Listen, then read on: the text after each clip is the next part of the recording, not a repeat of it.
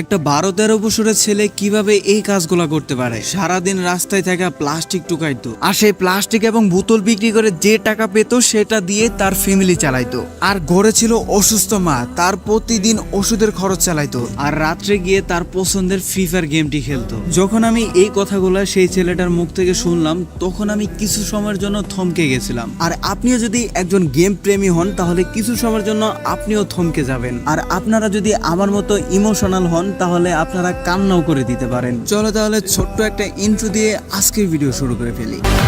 Ladies and gentlemen, are you ready?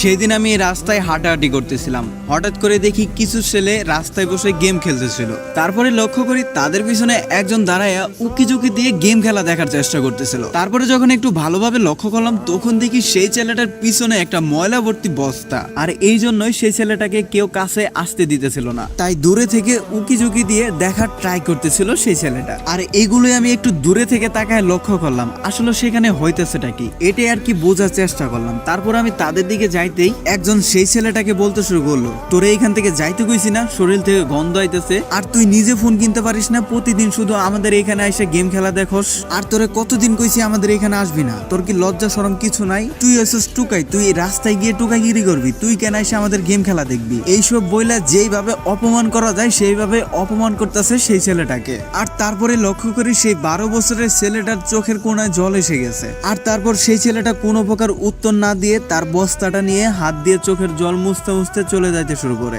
আর তারপর আমি সেই ছেলেগুলোর কাছে গেলাম যারা কিনা গেম খেলতেছিল, আর তারপর আমি তাদেরকে বললাম সেই ছেলেটা কে ছিল। তখন সেই ছেলেগুলো বলল, আরে ভাই বললেন না, এটা হচ্ছে রাস্তার টুকাই, প্রতিদিন এসে আমাদের গেম খেলা দেখবো। কোন ভাই এই নোংরা শরীর নিয়ে আমাদের পাশে দাঁড়াইলে কেমনটা লাগে, আর এই জন্যই তো প্রতিদিন তারাই দিই। তো তারপর আমি তাদেরকে বললাম, তোমরা কিন্তু এই কাজটা একদমই ঠিক করো নাই, আর সেই ছেলেটা তো তোমাদের সমবয়সী, তোমাদের ফ্রেন্ডের মতো, আর কেউ কি ফ্রেন্ডের সাথে এরকম ব্যবহার করে? আর তারপরে পাশে থেকে একটা ছেলে বলে, ভাই আমরা যে যাই কোন টুকাই মোকাই বলাবেন আমাদের ফ্রেন্ড হবো কে? তো তারপর আমি তাদের সাথে বেশি কথা না বাড়িয়ে আমি চলে গেলাম সেই ছেলেটার পিছু করতে। আর কিছুক্ষণ সেই ছেলেটার পিছনে যাওয়ার পর সেই ছেলেটাকে আমি ডাক দিলাম, আর ডাক শোনার সাথে সাথে সেই ছেলেটা পিছনের দিকে ঘুরে তাকালো আর বলল, ভাই কিছু বলবেন? আর তারপর আমি বললাম, একটু এদিকে আসো তো। তারপর সেই ছেলেটাকে বললাম, নাম কি তোমার? তারপর ছেলেটা বলল, আমার নাম আপন। তারপর আমি বললাম, বস্তার ভিতরে কি? তখন সে বলল, বস্তার ভিতরে নাকি ভাঙাচোরা বোতল প্লাস্টিক আর কি। তারপর ছেলেটাকে বললাম, খাবার খাইছো? সেই ছেলেটা বলল, এখনো খায় নাই, পরে খাবে আর কি। তখন আমি ঘড়ির দিকে তাকাই দেখি তখন অলমোস্ট প্রায় 12টা বেজে গেছে, মানে সকাল 12টা বেজে গেছে, এখনো নাকি সকালে নাস্তাই করে নাই। তখন আমি বললাম, এই যে সকালবেলা খাবার না খেয়ে দাঁড়ায় দাঁড়ায় গেম খেলা দেখলে কি তোমার পেট ভরবে? তুমি বলো তো। তখন ছেলেটির চোখ দুটো জলমল করতেছিল আর নরম গলায় বলল, না। তাহলে যে আমি শুনলাম তুমি প্রতিদিন দাঁড়ায় দাঁড়ায় গেম খেলা দেখো?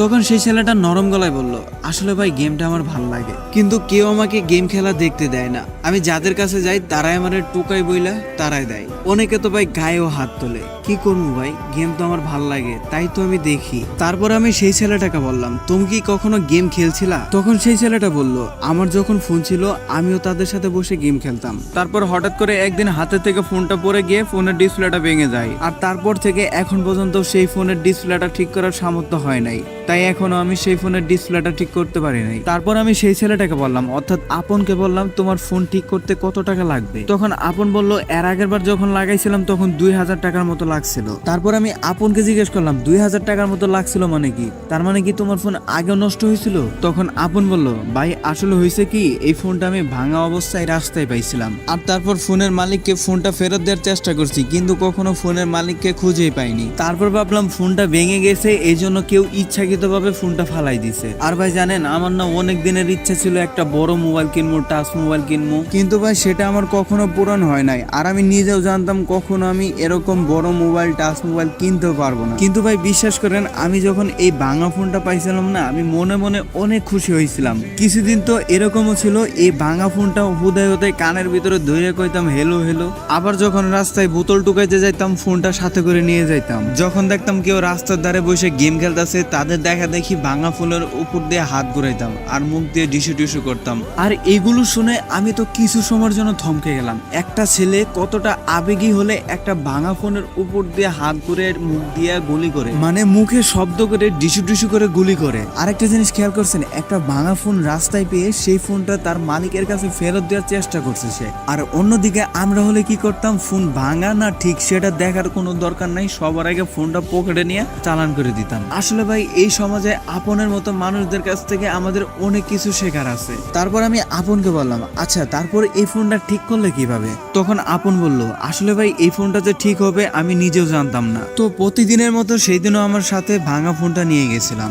আর সেই দিনও আমি রাস্তায় বোতল ঢুকাইতেছিলাম। হঠাৎ করে দেখি একটা লোক ফোনে কথা বলে বলে যাচ্ছিল, আর তার পিছন থেকে একটা গাড়ি এসে বাজায় দেয়। যদিও লোকটার কিছু হয় নাই, কিন্তু হাত থেকে ফোনটা পড়ে গিয়ে ভেঙে যায়। তারপর গাড়ির ড্রাইভার এবং সেই লোকটার মোটামুটি একটা কথা কাটাকাটি হয়। তারপর সেই গাড়ির ড্রাইভার নিজের দোষ নিজে স্বীকার করে সেই লোকটাকে বলে, আমি আপনার ভাঙা ফোনের নতুন ডিসপ্লে লাগাই দিব, তারপরেও ভাই আপনি কথা বাড়ায়েন না। আর সেদিনই আমার কাছে মনে হলো, আমার কাছে তো একটা ভাঙা ফোন আছে, আমি চাইলে তো এটাও ঠিক করতে পারি। তারপর সেদিন সারা রাত আমি ঘুমানো বাদ দিয়ে মনে মনে ভাবলাম, যদি এই ফোনটা ঠিক করতে পারি তাহলে আমার কাছেও একটা ফোন হয়ে যাবে, আমিও অন্য ছেলেদের মতো গেম খেলতে পারবো, কত খুশি। আর এগুলো ভাবতে ভাবতেই রাতটা পার হয়ে গেল। পরের দিন সকালে গোসল টোসল করে আমার ভালো কাপড় চোপড়টি পরে গেলাম মোবাইলের দোকানে। আর আমার হাতে ছিল মাত্র 500 টাকা, আর এই 500 টাকা নিয়ে গেছিলাম মোবাইল ঠিক করতে। আর হ্যাঁ ভাই, বলে দেওয়া ভালো, আমার বাড়িতে আমার মা এবং আমার ছোট একটা বোন আছে। মাটা অনেক অসুস্থ আর বাবাটা অনেক আগে মারা গেছে। ছোট বোন তো ছোটই, ওর কথা আর কি বলবো, মানে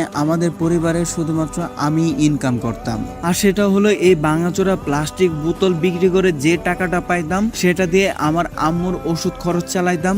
আর আমার ছোট বোন এবার ক্লাস 2 পড়ে, তার খরচটাও চালাই। আর আমি সারাদিন বোতল টোকায় সেগুলো বিক্রি করে পাই 200 থেকে 300 টাকা। আর তার ভিতর থেকে দৈনিক আমার 100 টাকার ওষুধ কিনতে হয় আম্মুর জন্য। আম্মুর জন্য ওষুধ কেনার পর প্রতিদিন ছোট বোনের জন্য কিছু না কিছু সদাই নিয়ে আসতে হয়। তারপরে ভাই ঘরের চাউল ডাউল যা কিছু আছে সবকিছু আমার ওই টাকা দিয়ে কিনতে হয়। আর এত কিছু করার পর দিন শেষে মনে হয় না আমার কাছে 50 টাকাও থাকে। আর ভাই জানেন, এই 500 টাকাও আমি অনেক দিন কষ্ট করে জোগাড় করছি। তারপর আমি সেই ভাঙা ফোনটা নিয়ে মোবাইল ঠিক করার দোকানে গেলাম। তারপর আমি এই ফোনটা নিয়ে একটা দোকানে গেলাম। তারা ফোনটা দেখে বলল, এই ফোন ঠিক করার থেকে না ঠিক করাই অনেক ভালো। বিশ্বাস করেন ভাই, এটা শোনার পর আমার অনেক মন খারাপ হয়। আমার কাছে মনে হয় আমি আর কখনো স্মার্টফোন চালাইতে পারবো না, কারণ ভাই আমরা তো গরিব, আমাদের তো এত বড় ফোন কেনার সামর্থ্য নাই। তারপর আমি ওদেরকে অনেক রিকোয়েস্ট করি, ভাই আমার এই ফোনটা যেভাবে হোক ঠিক করে দেন, আমার তো এর থেকে ভালো ফোন কেনার সামর্থ্য নাই। তারপর সেখানে একটা ভালো লোক ছিল, সে আমার এতবার রিকোয়েস্ট শুনে, সে আমার বারবার বলার কারণে সে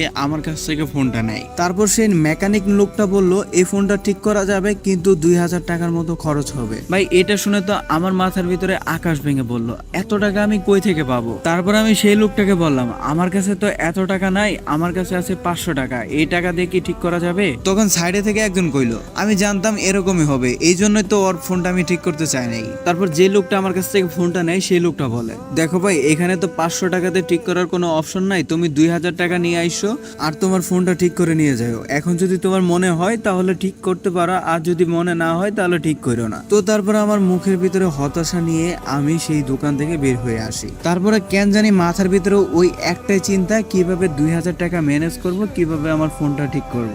তারপরে ভাই আমার মাথার ভিতরে একটা আইডিয়া আসে, আমি প্রতিদিন 250 টাকা আমার ফ্যামিলির পিছনে খরচ করি, বাকি 50 টাকা আমি আমার খাবারের জন্য রাখতাম প্রতিদিন। আর সেখানে আমি খাবার মিস দিয়ে প্রতিদিন 50 টাকার থেকে 10 টাকা 20 টাকা করে জমিয়ে জমিয়ে প্রায় আমার 3 মাস সময় লাগছিল 2000 টাকা ম্যানেজ করতে। ভাই বিশ্বাস করেন, আমার এই ভাঙা ফোনটা ঠিক করার জন্য কখনো আমার মা বোনকে কষ্ট দেইনি। আমি নিজে না খেয়ে এই ফোনটা ঠিক করার জন্য টাকা জমাইছি, তাও আমি আমার মাকে কষ্ট দেইনি। তাদেরকে আমি কখনো বুঝতে দেই নাই যে তাদের জন্য আমি ফোন ঠিক করতে পারতেছি না। তো তারপর দীর্ঘ 3 মাস পর আমার কাছে 2000 টাকা ম্যানেজ হয়ে যায় এবং আমি সেই ফোনটা ঠিক করতে যাই। আর হ্যাঁ গাইস, আমাদের এই চ্যানেলে 10,000 সাবস্ক্রাইবার উপলক্ষে কিন্তু আমাদের ফেসবুক পেজে গিভওয়ে চলতেছে। তোমরা যারা যারা এখনো গিভওয়েতে অংশগ্রহণ করো নাই, তোমরা তাড়াতাড়ি চলে যাও আমাদের ফেসবুক পেজে। আর ফেসবুক পেজের লিংক এই ভিডিওর ডেসক্রিপশন বক্স এবং পিন কমেন্টে দেওয়া থাকবে। আর যারা যারা এখনো ভিডিওটিতে লাইক করো নাই, তাড়াতাড়ি ভিডিওটিতে লাইক করো। চ্যানেলটিতে নতুন হলে অবশ্যই চ্যানেলটি সাবস্ক্রাইব করে পাশে থাকা